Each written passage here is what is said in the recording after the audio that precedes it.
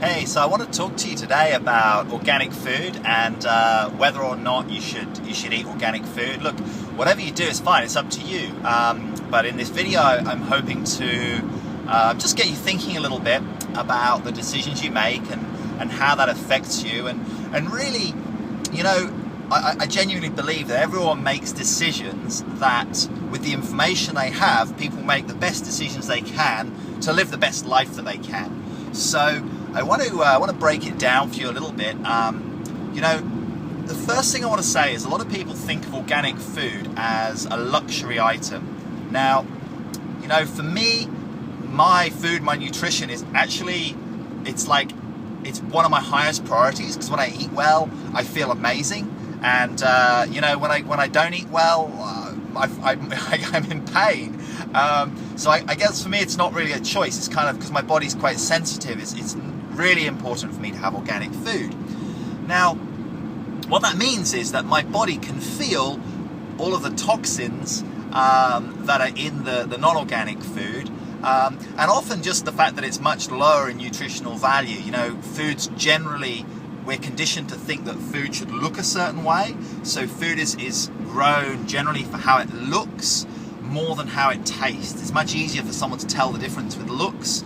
If something looks glossy and shiny, people believe that it's better. Whereas actually what often you find is that food with some slight blemishes on them, because they haven't been grown with pesticides, are a lot tastier, and they're certainly much more nutritious and kind of more interesting too. So the first myth I want to just bust out of the water is this idea that organic food is a luxury. Now, our great-great-grandparents never heard of organic food because there was no such thing. Everything was organic. Chemicals and pesticides and certainly, like, you know, this next level of genetic modification that we're now seeing, which quite honestly scares me, was not around. So we had food that was just grown from nutrients. Now, you know, then there's this whole movement took place to mechanize farming. Is basically assuming that human intelligence can improve on what Mother Nature does. Whether or not you believe that, you know, there's some research to show that some of the things, specifically some of the things going into foods, non-organic foods, are really not good. So one of the pesticides they use, for example, on kale, which is an amazing dark green, phytonutrient-rich food, kale, like a curly dark leaf. One of the pesticides they use on there is actually a neurotoxin. So here's the thing: if you like kale, you can't get hold of organic food, or you believe it's too expensive, then at least try and get pesticide free. So, you know, the two reasons people come up with, I mean, look, for me it's not a luxury. For me it's like, you know, it's like it's like driving a car with three wheels. It's like, you know, if you don't eat organic, it's like, you know, would you say you bought your groceries and you could have a 50% discount on your groceries, but the deal was that you had to ingest a whole load of low-level poisons that would accumulate in your body. Like, would you do that if you had that choice? You know, if all food was organic and you could save 50% of your shopping bill at the checkout if you took a little tablet into your body that was you know, full of low-level toxins and poisons and substances and genetically modified material that may or may not be safe, that, you know, scientists have shown that it's safe, but, you know, would you do that? Because, you know, there's people around who, they wouldn't drive a crap car. Yeah, you wouldn't, you know, unless you're a student or, you know, you got no money, you wouldn't choose to drive in a crap car if you've got money. So there's people who are driving, you know, pretty much luxury cars, or you're not necessarily luxury, but, you know, a nice car, because they care about the safety of their kids. If you have a crash, it's better, you know, you're going to be better protected, so you're told. So, you know, people will upgrade on a car, and they've got those payments coming out every month for a vehicle because it's better, because it's nicer, because that's the standard of living they're used to. But then the same people will turn around and go, oh no, organic food, I can't afford that. So, you know, it really breaks down what your priorities are. Now, the two objections that people have are, it's not easy to get hold of organic food and it costs too much. Okay, so the first thing is, organic food is becoming way more available because there's more and more people who care. There's more and more people who are choosing to value their health, choosing to make that a priority in life. So, you know, and every time you go to your corner shop and you ask, is it organic, then what you'll find is that those people will go, oh, actually there's a demand. See, I went round to the local corner shop guy and I said, you know, he's selling avocados for more than we sell them at Sunseed. So, you know, we sell them for 80 pence and it's like £1.50 for a £1.20 or something for an avocado. And I'm like, hey, have you thought about going organic?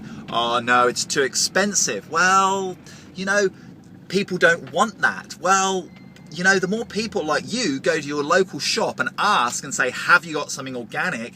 And if they don't, you know, you can't find what you want, you go out of there empty-handed, they're going to start thinking.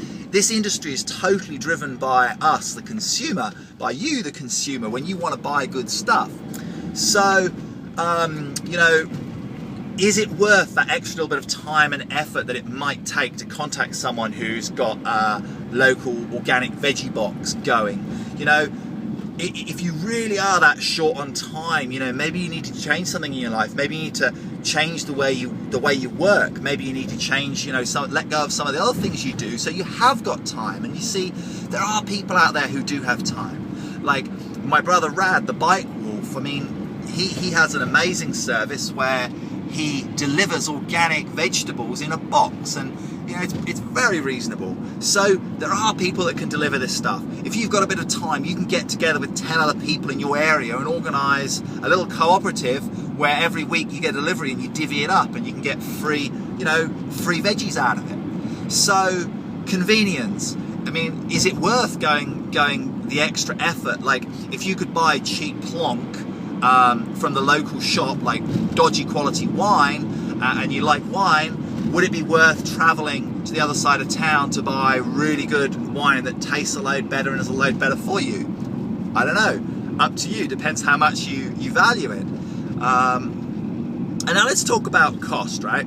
So say you save money. Say you go through your life and say you budget, you know, say you budget £35 a week for groceries, and that covers most of your eating. Now, what people don't factor in is, you see, when someone comes to later in their life and they've maybe not made great choices and they're ill, or they need some kind of, you know, detailed medical process. Like say, you know, how much do you think chemotherapy costs? How much do you think it costs to, you know, heaven forbid you would treat your body in such a way that it ends up being acidic and the cancer can thrive in there, and you know, you end up believing that you have to have some kind of massive medical intervention, or you end up taking some kind of medication that you're going to be on for the rest of your life.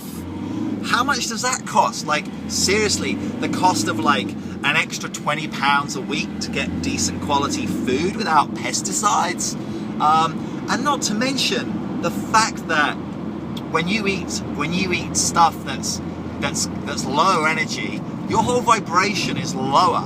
When you're eating junk food, your whole energy is heavier, and the people that you attract to you, the people around you can tell that. So depending on what kind of work you do, if your work would benefit, if you're who you are in the world, if your relationships would benefit from your energy being more vibrant, being more true, being more you, then it's a no-brainer. And not just organic food, but, you know, high vibration organic food, a lot of raw food, a lot of juices, that kind of thing. So this is why it's such a false economy.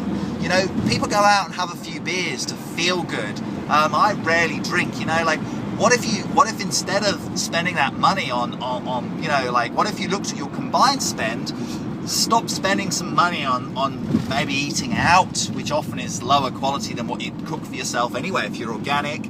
You know, cut out on some of eating out, cut out on some of the alcohol, and put that money into really nutritious food. Your food is your medicine. So if you have turmeric, it's got those amazing anti-inflammatory properties. You know, eat stuff that tastes good, that looks good, that you want to eat, and you know, acquire a taste for these amazing flavors that you can check out. And I would challenge you to try that for a week or two. Just divert some other part of your budget into your organic food, and do an evaluation at the start and at the end. And just, you know, just the proof is in the pudding. Just see how you feel when you do that.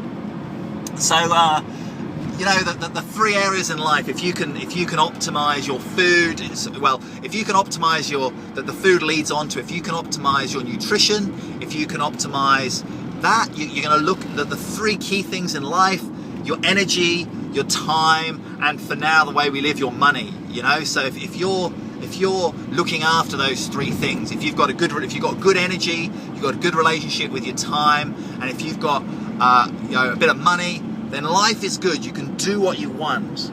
Okay, so organic food in all three of those areas. You know, you got to just optimize it. You know, like, imagine I've said enough now. Look, you try this. You might have arguments. You might say blah blah, this, that, the other, but that's okay. If you don't want to try it, that's fine. Don't need to argue with anyone. But if you're open-minded, if you're curious about this, then try it. Try it for a week. Try it for a month. Try just to make a change, just to make one big step in the right direction. And here's a really good tip for you. If you're struggling with the cost of going organic, if you're thinking, you know, I can't afford everything organic, then there's such a thing. There's a list called the Dirty Dozen and the Clean 15. So something like an avocado, you know, if you desperately can't afford an organic avocado, then I think the avocado's in that Clean 15 list. So, you know, a non-organic avocado isn't going to kill you. However, something like spinach or kale is on the Dirty Dozen, and they're products and, like, say, plums and things like that. So they're products where, you know, you can improve things a bit by washing it with a bit of cider vinegar, but ultimately the skin has those pesticides and things that are not good for your health. Those things are not on there to make you feel good. They're not on there to give you more nutrition. They're on there to give the farmer a higher yield and help the farmer make more money. Yeah, get more productivity. So, you know, those are the things. So just Google that, the Dirty Dozen and the Clean 15, and that'll help you. You know, if you're non-organic going towards organic and you want to start to get some non-organic things, even if you put some organic food in your diet, that's going to really start to make a difference. So check out the Dirty Dozen and Clean 15, and that'll really help you. And if you can't help it, if you know your food is non-organic and it may have some pesticides on it, then put some nice apple cider vinegar into your sink with some water, ideally filter water if you can, and start to rinse your veggies for, like, you know, give them a little bit of a scrub, rinse your veggies for 5 minutes, and that'll actually help. That'll start to take out some of the toxins that are on the skin there. So I'm going to sign off there. If you want to argue with me, I'm not really interested. But if you have some information to add, then share it. If you're interested in making this and you want making this shift and you want some help, then drop me a line, leave a comment on the video, share it if you found it useful. Look, we're nearly on 15 minutes, so I'm gonna sign off. I just wanted to this was just ideas just coming through me, and I just wanted to share those. You know, it's a bit of dead time for me because I'm driving along and I'm kind of hands-free, and that'll probably explain why the video is jumping around a bit. You probably figured that out. So I'm going to sign off, and yeah, you can check out my website, dunstanandbirchinger.com. leave me a comment on this video, hit me up on Facebook, whatever. This is a conversation that we need to be having. This is a conversation. This is a future. This is a future for our kids being healthy, not having all manner of diseases, not having to expect that they're gonna, half the people are gonna have cancer, or eventually everyone's gonna have cancer, or, people needing some kind of massive surgery before they're 50. Like we don't want to go that way. We want to look after our health. So if this is important to you, if you're on this journey already, maybe nothing I've shared is new to you, pass this on. If you've got a better video that's maybe not bouncing around a bit, share the link on here. Let's get this conversation happening. Let's get this information out into the public domain, and let's get people to start seriously asking some questions, and better still, trying some different things in their lives. And I guarantee if you make a change, you try something different here, you know what to do. Make a change and see what kind of results you get. And let's get this revolution happening right now in your belly. All right, I'll catch you later. It's Dunstan signing off. Ciao.